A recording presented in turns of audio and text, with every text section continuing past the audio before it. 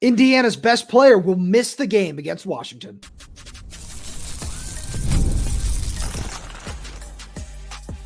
You are Locked On Huskies, your daily podcast on the Washington Huskies, part of the Locked On Podcast Network, your team every day. Welcome back into another edition of the Locked On Huskies podcast. I'm Roman Tomashoff.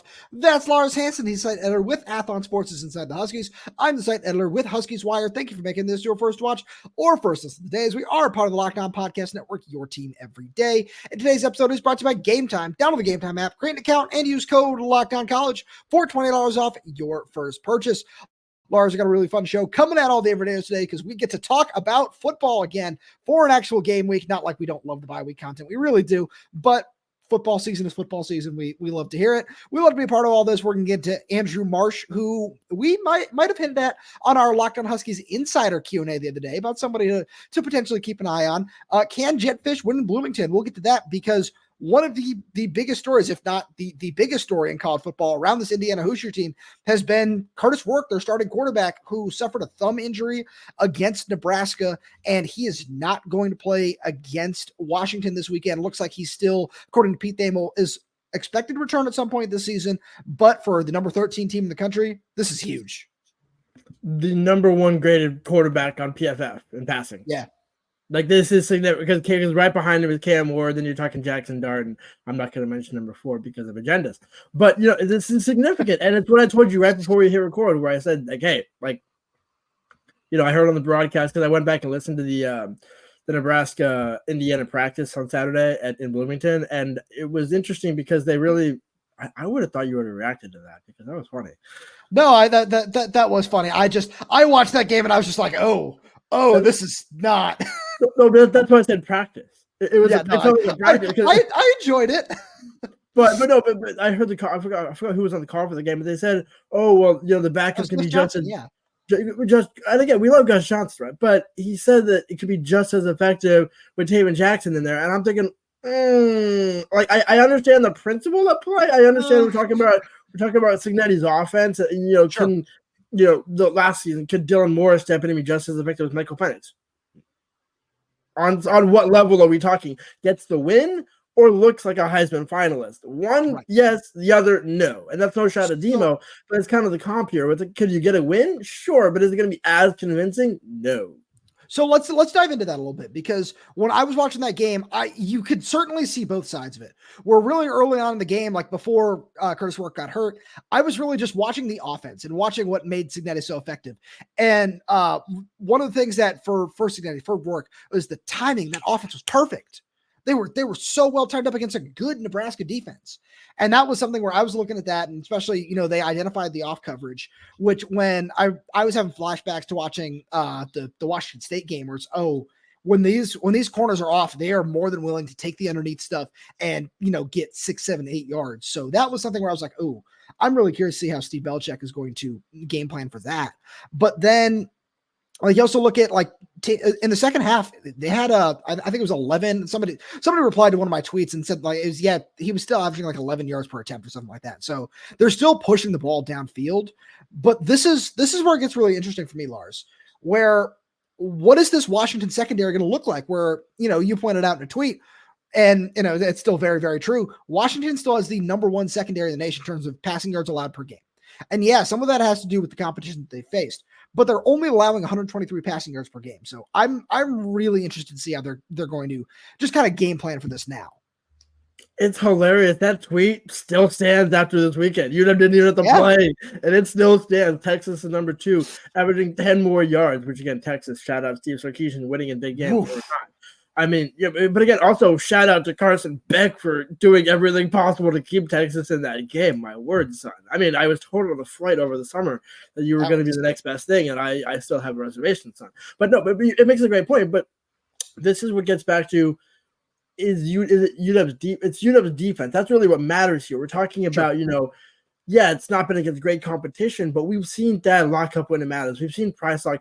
I mean, could you recall a game in which, maybe the Rutgers game, maybe, where UW's DBs got outplayed either, and I'm thinking on a drive, not an entire game. But hey, they got beat a few times against X, or they got beat a few times against Y. Michigan, that didn't really happen. Rutgers, that happened to get on a couple of touchdowns, but really it's been the run game that's been a struggle. And again, now it's not a running offenses, but again, that's really been the weakness of Washington. Even when teams have had to throw, you're not really concerned about it. I think that's why you're getting a higher volume to end the season, but I don't think it's going to change that much. I agree with you there. I will say the one where I do remember saying this is something that needs to be fixed was at the Apple Cup, was at that Washington State game where it was Steve Belichick's whole plan was, all right, this is what we're going to give you. And John Mateer was more than okay with taking that each and every time, where it's just this underneath stuff here and there and here and there. And it was dink and dunk and dink and dunk, where that's one thing where that's what I'm saying, where that's the only time I've seen anything like that this season. And the more I look at it, the more I just say, okay, I'm really curious how you're going to play this now, where Indiana's rushing game is really effective, but it seemed to be more effective because of what Kurtis Rourke was doing.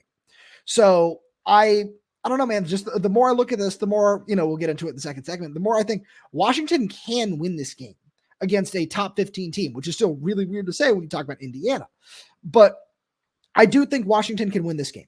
What it comes down to me, and we'll get into this a little bit more later as well, is what is the offense going to do? Because if you can get a couple stops, which this defense has shown that it can, especially, just not getting into short fields like you did in the last game against Iowa. If Washington can find a way to shut down this Indiana passing attack, they have a real shot in this game. Yeah, I mean, the problem becomes this is where John Richardson, John Richardson's not okay with the 123 because he knows he's got to win. Right. We know that. And so this is a game where you look at Indiana, it's not just one. It's not just two. It's not even just three. It's unlike LeBron in Miami, it's 4 and 5 wide receivers that you actually have to worry about. Yeah. I'm looking at the numbers here. And again, now, does that mean all these guys are going to end up getting touches? No, you would imagine they'll factor in the run because they do have a pretty good run game in their own regard. But to me, it's like Jedd's going to hate this. Curt Cignetti is what Jedd wants to be right now. Like those big shots, those big plays, that physical line of play. But the problem is the talent that was the talent is just not there. But the coaching, I think, is right around the ballpark. So this is an opportunity for Brett and Jenny Carroll, and basically Jedd to look at Brett and say, "We need it this week. We need it this week. This is if ever there was a game, because again, then you still got to go on the road to Penn State. You still got to go on the road to Oregon." Two much more tough environments, all due respect to Bloomington. But this is kind of that, hey, let's see where you are now because it's going to get worse. So if you can show that you can handle the punches, and I mean, this is a game for Jordan Shaw. This is a game for Price Lock. This is a game for EJ. I think this, we'll get more into it during the week, but this might be EJ's time to shine. We're talking. Remember what I told you about during the press conference when I said, who's the UW's highest graded defender? I guarantee your first guess, but I guess that was not that was never going to be your first guess had I not kind of led you into the question.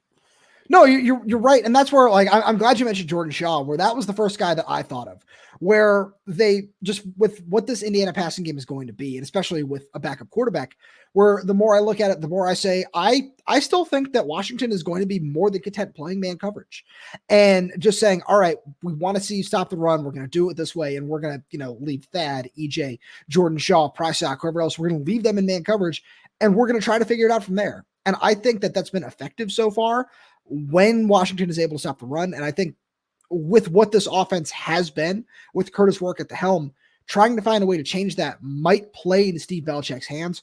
But Lars, let's get into the real question for all this. Can Jedd Fisch and this Washington Huskies team win in Bloomington? We'll get there right after the message from our friends over at ZBiotics, because ZBiotics pre-alcohol probiotic drink is the world's first genetically engineered probiotic. It was invented by PhD scientists to tackle rough mornings after drinking. Here's how it works. When you drink, alcohol gets converted into a toxic byproduct in the gut. It's this byproduct, not dehydration, that's to blame for your rough next day. Pre-alcohol produces an enzyme to break this byproduct down. Just remember to make ZBiotics your first drink of the night. Drink responsibly, and you'll feel your best tomorrow. Here's how to use it. Step 1, drink pre-alcohol for best results. Make pre-alcohol your first drink of the night. Step 2, drink responsibly, pace yourself, hydrate, and get a good night's sleep. Step 3, enjoy tomorrow. Wake up feeling refreshed and ready to take on the day. Go to zbiotics.com/LockedOnCollege to learn more and get 15% off your first order when you use Locked On College checkout. ZBiotics is back with 100% money back guarantee. So if you're unsatisfied for any reason, they'll refund your money, no questions asked. Remember to head to zbiotics.com/LockedOnCollege and use the code LockedOnCollege at checkout for 15% off.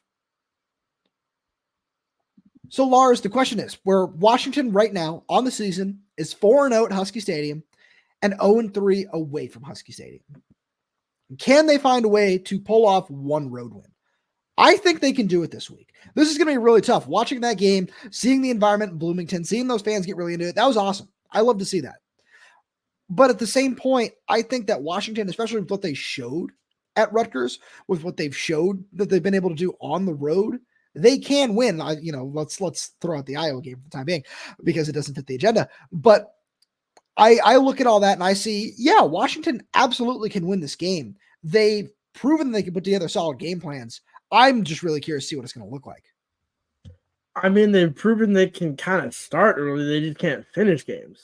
That's what they've proven consistently. I mean, if anything is consistent. I mean, you know where I stand on Jedd. I love Jedd, but it's just kind of like there's consistencies about him. And like, I mean, I remember at least asked him last Monday, is there anything you might do differently from your first 2 games when you went out east? And it's like, well, started great. So I don't necessarily think we'll change anything. Just maybe find a way to stay in games longer. It's like, well, that could also factor into it. You know, maybe like, hey, like Curt Cignetti is ironically the opposite, where it's like, I want to get there as late as possible. And when he said that, I was like, oh man. And then you look at the record and you look at it. I thought I kind of made the comment the first segment where I'm like, Curt Cignetti is what Jedd Fisch wants to be. And that's right. Am I wrong for saying that? No. Like now again, could Curt Cignetti also be kind of where Jedd wants to be? And if you think about the running start that he had at James Madison, where he brought a lot of those guys over, Jedd wasn't able to bring as many of those guys from Arizona as he wanted. Would this look different with Noah Fafita and McMillan? Probably. So. Yeah. Probably. Yeah. I mean, and that's no slight to Will, because Will's been good. But it's just like there's certain pieces that Jedd doesn't have, and then you combine it with some of the play calling things, which I can't wait to find out what he says on Monday about when I ask him, so what did you do during the bye week to potentially look back retroactively and maybe change your approach on some play calling decisions that you might have, because you said that you don't reflect back on it and that's for our job to do, which, okay, I did my job. Your job is to answer my question. So we're doing our job right here. I'll be real curious to see what his response is to respond to that, because again, like that's part of it, where you looked at the game against Nebraska, but even some of the others where it's just like Curt Cignetti, like he's confident in what he wants to cause for whatever reason. And again, you can talk about the offensive line, you can talk about the familiarity with Will Rogers and, you know, only having X, Y, and Z to work with and the time allotment. And again, that's kind of shown. And, you know, Jedd said as much in the press conference. It's, well, how be kind of unrealistic to expect anything other than 4-3, or generally speaking where we've been at. But it's also like, well, you're in position to be 6-1, but it's because of you that you're not. And yes, a lot of reasons why Curt Cignetti is 7-0 and why game day is coming and all that is because he's getting the attention. And it's like, so this in a way, and it's something we've talked about off the air, is a chance for Jedd to prove it. Winning against Sharon Moore in Michigan in the national championship rematch, okay, that was nice, but nobody really buys it because Michigan's not a top 25 team. They weren't even a top 10 team. And now losing to Illinois, that was shout out to Illinois and Brett Bielema for that.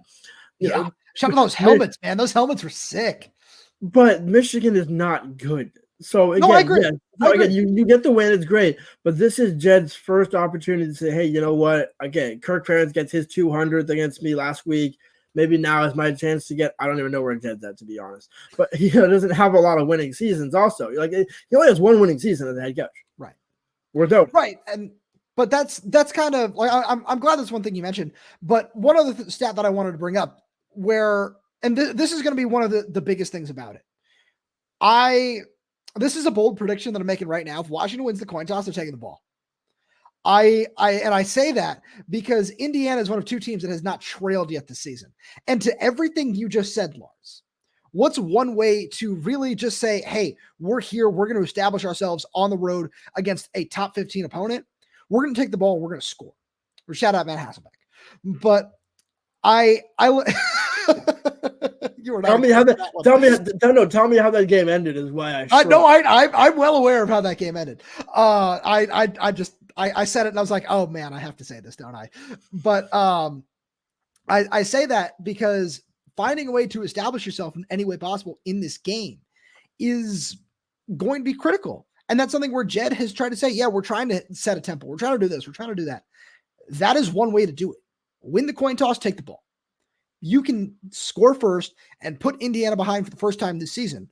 Trying to find a way to watch them play from behind with a backup quarterback is something that Curt Cignetti is probably prepared for, but we have yet to see it. And that's something I'm really curious about, where when I look at that, I look at all the messaging the Jedd's put out there. He said, I want to do this. I want to do that. I want to do these things. Great. Here's a way for you to actually prove that. And I partially mean that by, that particular instance, but I also mean it by going on the road and getting a win, where you and I have both mentioned, yeah, this team, outside of self-inflicted mistakes should be 6-1. They should be 6-1. And you can come into this, and this is a whole different conversation. We're having a completely different conversation about this game if that happened. But we're still waiting for that signature moment now where, when you talk about the Michigan one, yeah, it's awesome. We love that. We can look back on it and say, that was great. That was really cool. But because of where Michigan is, especially after that loss to Illinois, you can kind of look back on it and say, whatever. This is now a way to move forward and say, yeah, that was a nice win. And here's our way to build on it. Because that's what this team has not done. They have not built on it. And then all of a sudden, if you find a way to set the tempo, get this nice upset win in Indiana, and then you're coming home where you haven't lost yet, you haven't lost in a couple of years, and you're playing USC, who is disgustingly inconsistent, like more so than this team. Like you look at that and you just say, okay, all of a sudden, you're building some momentum. You're on the right track.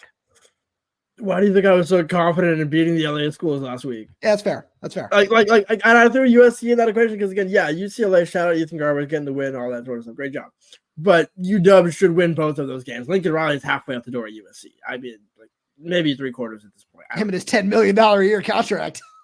Again, somebody put out the tweet where it's like, Lincoln sent back 2 blue bloods for a decade, like shout out with one move, like just one 2 shots, 1 kill. But no, but really, but that's the thing. And for Jedd, it's all the pieces have been there. When you look back at the Wazoo game, you're ahead, you end up breaking contain on defense.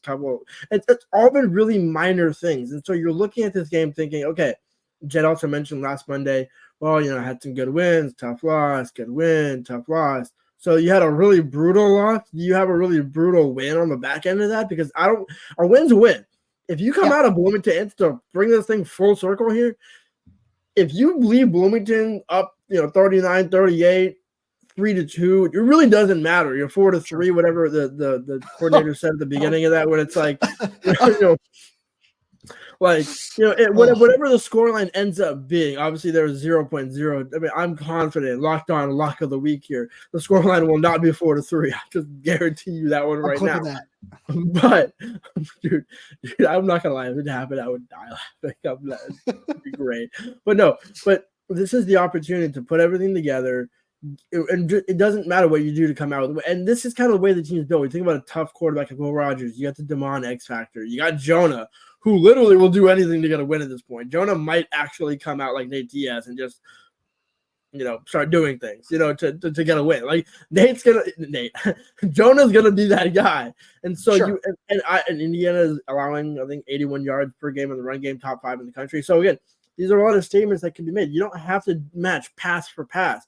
Just get the win. If it happens to me on the back of Jonah, Adam, and Cam, so be it. Will could throw for 225 or 125 or 425. Really doesn't matter.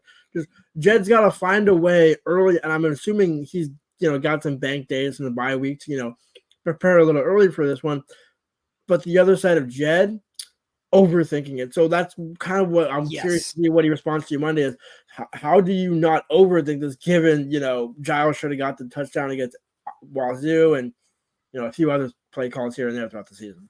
So you're absolutely right. And that's a really great note to wrap it up on is the bye week itself could prove to be a great thing, but it could also prove to be, did he overthink some things here where you don't want to come out of it thinking that.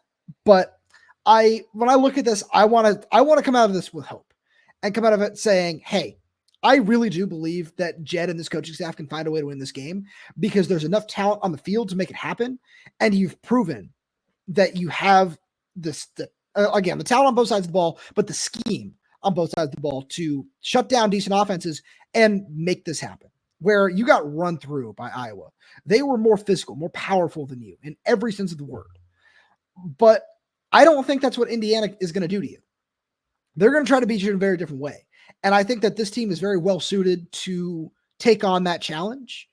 And I don't know, man, there's something about watching this game, especially, we finally see a team or two get that 2 time zone win, like UCLA going to Rutgers, which I can't believe that happened. That was absolutely unbelievable. But seeing that happen, yeah, round of applause for them, whatever.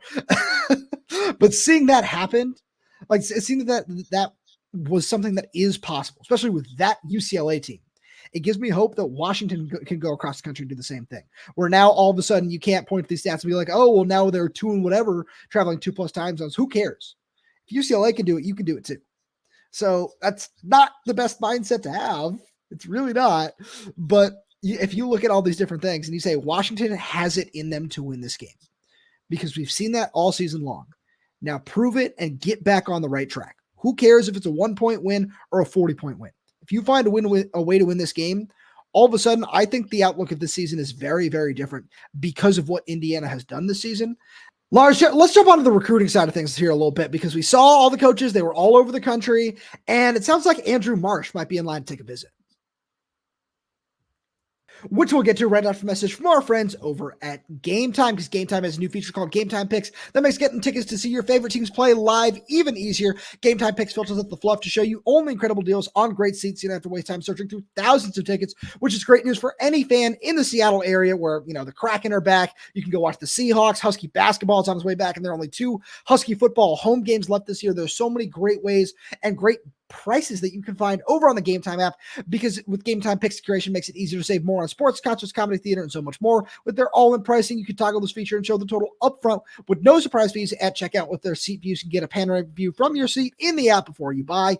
You can take the guesswork out of buying tickets. Game Time Picks. Download the Game Time app, create an account, and use code LOCKDOWNCollege for $20 off your first purchase. Terms apply. Again, create an account and redeem code LOCKEDONCOLLEGE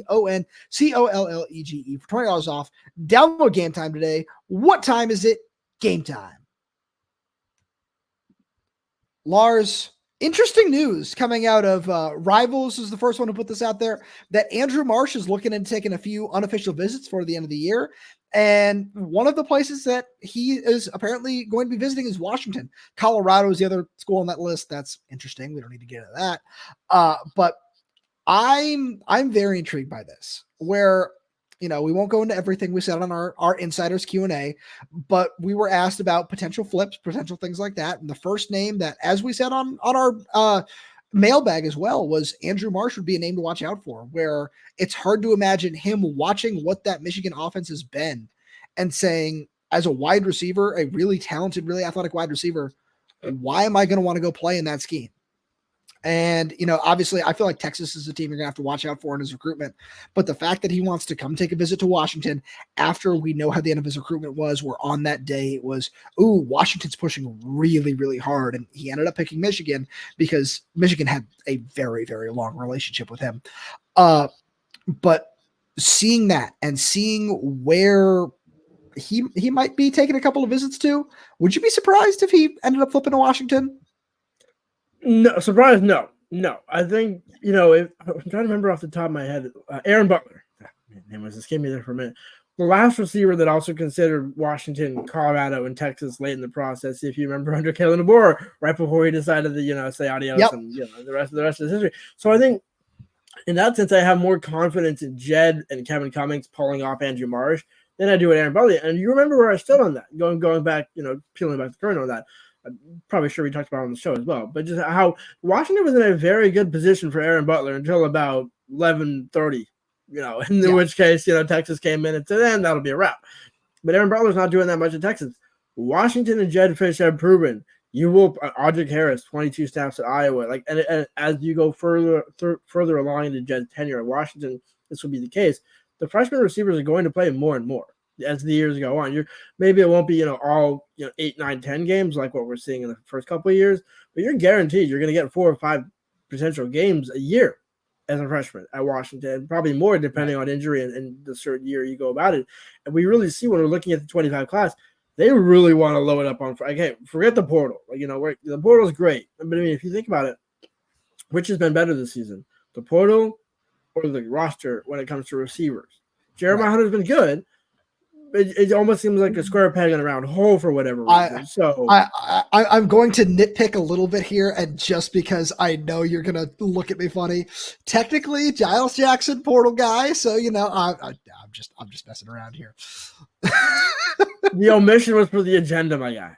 I know it was. But that's no side to Jeremiah and obviously for Giles. Again, but it's also the conversation we had about the quarterbacks, where you want to make sure these guys are in the road. Hey, like Damon, don't worry, you don't need to transfer anywhere. You're not going to play just 4 games and do the Arch Manning thing where you're literally going to sit for a year, and then we're going to pull you midway through, and then we're going to throw you back on the bench against a number 5 team in the country, just to figure out whatever works on offense. Shout out to Sarkisian for that. But again, Jedd actually has a plan. It's a frustrating plan because it's a long-term plan.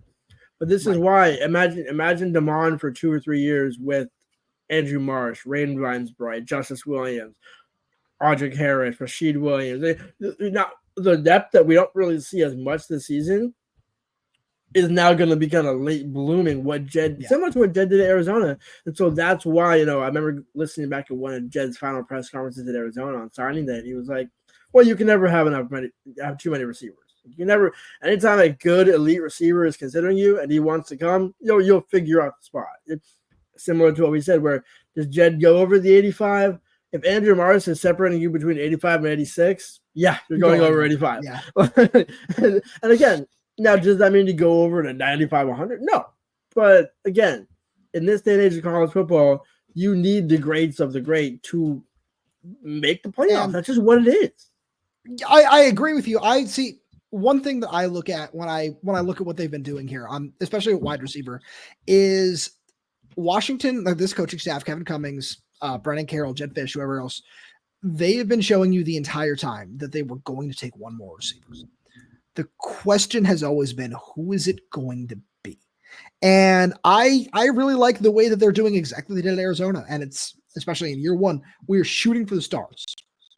We're saying, all right, yeah, Andrew Marsh, Donovan Olubade, whoever else, we are going to push as hard as we can to secure your commitment. And they did that. And it worked with Tyro McMillan. Will it work again? Only time will tell.